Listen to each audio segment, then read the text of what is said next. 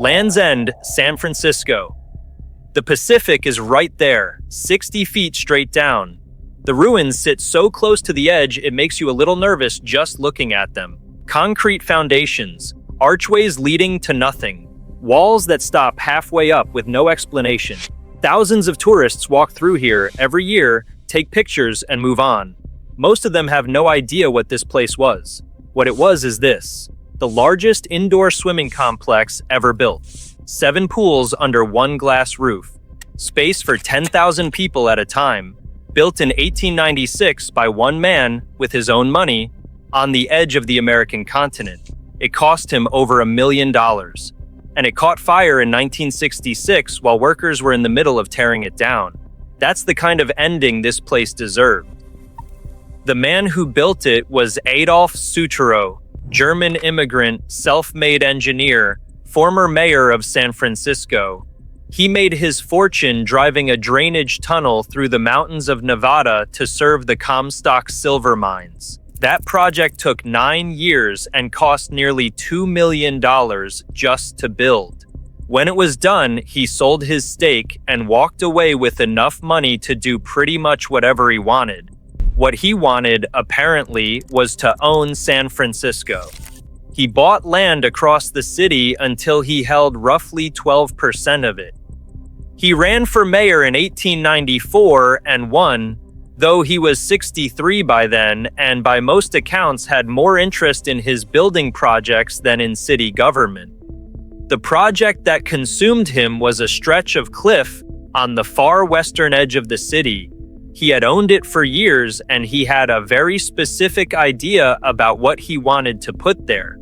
Something the working people of San Francisco could actually afford to visit. That was the stated goal. Whether he pulled it off is a longer conversation. Construction started in 1888. It took 8 years. Sutro's engineers blasted through coastal rock to create a series of underground channels that could pull seawater directly from the Pacific into the building. 6 of the 7 pools ran on that ocean water, filling and draining with the tides. The 7th was freshwater, heated.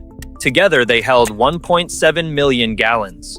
The structure above them was just under 500 feet long, with a glass and iron roof. Balconies along the upper level let spectators look down at the pools. There were 517 dressing rooms. Trapeze rigs hung over the water. A full museum on the upper floors displayed Egyptian mummies, taxidermy, Native American collections, and curios from around the world. There was a restaurant and slides led into the pools. 10,000 people could use it at once. The admission price was 25 cents. That included swimsuit rental.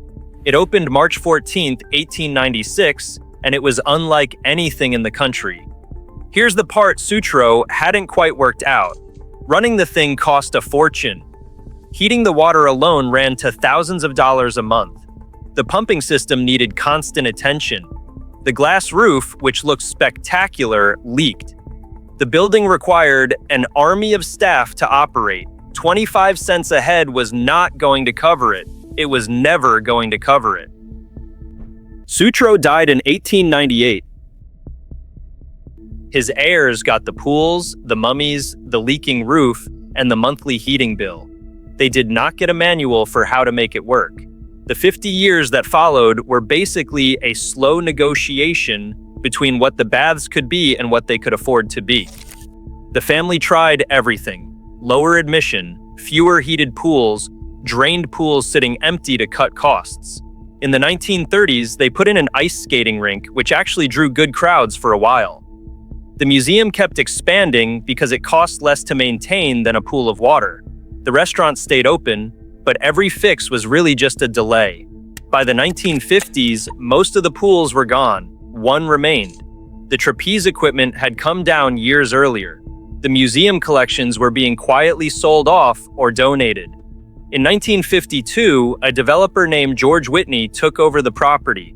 He kept it running for another decade, but he was fighting the same battle everyone else had fought. Too much building, not enough money coming in.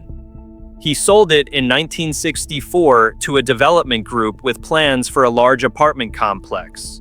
The baths would be demolished, the cliffs developed, and that would be that.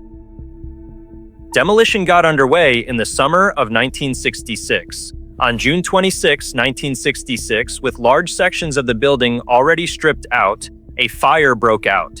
It burned for hours. When it was over, the remaining structure, 70 years old and already half dismantled, was gone. The fire was ruled arson. Nobody was ever charged. The developers left San Francisco shortly after and filed an insurance claim. The apartment project quietly died after that. The site sat empty for years. Eventually, the National Park Service acquired it and folded it into the Golden Gate National Recreation Area. That's what it's been ever since. Today, you can walk the whole site for free. The concrete pools are still there, open to the sky, filling with tidal water at high tide and slowly draining back out. The archways and foundation walls have been standing for over a century. The tunnel Sutro built to bring ocean water in is still intact. You can see it from the path at low tide. The water still moves through it. There is a historical marker near the entrance. It gets a quick read from most people before they pull out a phone to photograph the ruins. The thing about Sutro Baths that does not make it into the marker is this. The project was probably doomed before the first pool was filled. Sutro built it the way a man builds something when money is no object and the consequences are someone else's problem. He got the opening, he got the crowds, the coverage, the satisfaction of having done it.